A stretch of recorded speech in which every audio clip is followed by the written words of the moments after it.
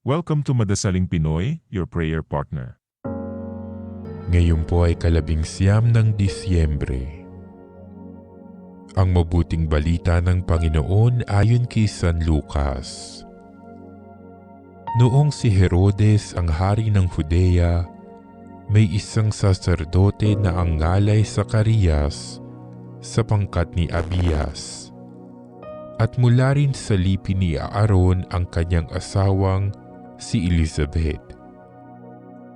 Kapwa sila kalugod-lugod sa paningin ng Diyos, namumuhay ng ayon sa mga utos at tuntuning mula sa Panginoon. Wala silang anak sapagkat baog si Elizabeth at sila'y matanda na. Ang pangkat ni Zacarias ang nanunungkulan noon at siya'y naglilingkod sa harapan ng Diyos bilang saserdote. Nang sila'y magsapalaran ayon sa kaugalian ng mga saserdote, siya ang nahirang na maghandog ng kamanyang. Kaya't pumasok siya sa templo ng Panginoon sa oras ng pagsusunog ng kamanyang, samantalang nagkakatipon sa labas ang mga tao at nananalangin. Walang ano-ano'y napakita sa kanyang isang anghel ng Panginoon, nakatayo sa gawing kanan ng damba ng sunugan ng kamanyang. Nagulat si Zacarias at sinidla ng matinding takot nang makita ang anghel. Ngunit sinabi nito sa kanya, "Huwag kang matakot, Zacarias. Dininig ng Diyos ang panalangin mo. Kayo ni Elizabeth ay magkakaanak ng isang lalaki, at Juan ang ipangangalan mo sa kanya.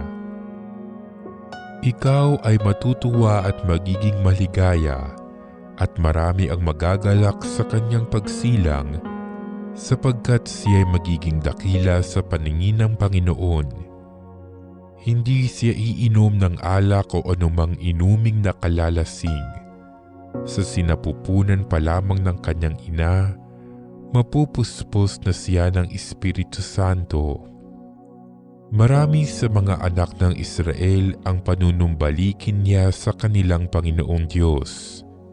Mauuna siya sa Panginoon, taglay ang espiritu at kapangyarihan ni Elias, upang pagkasunduin ang mga ama at ang mga anak, at panumbalikin sa daan ng matuwid ang mga suwail. Sa gayon, ipaghahanda niya ng isang bayan ang Panginoon." Sinabi ni Zacarias sa anghel, "Paano ko po matitiyak na mangyayari ito? Sapagkat ako'y napakatanda na at gayon din ang aking asawa." Sumagot ang anghel, "Ako si Gabriel na naglilingkod sa harapan ng Diyos. Sinugo ako upang ihatid sa inyo ang mabuting balitang sinabi ko na sa inyo. At ngayon, mabibingi ka't hindi makapagsasalita hanggang sa araw na maganap ang mga bagay na ito. Sapagkat hindi ka naniwala sa mga sinabi ko na matutupad pagdating ng takdang panahon." Samantala, naghihintay naman kay Zacarias ang mga tao. Nagtaka sila kung bakit nagtagal siya ng gayon sa loob ng templo. Paglabas niya ay hindi na siya makapagsalita. Mga senyas na lamang ang ginagamit niya, kaya natanto nila na nakakita siya ng pangitain at siya'y nanatiling pipi. Nang matapos ang panahon ng kanyang paglilingkod ay umuwi na siya.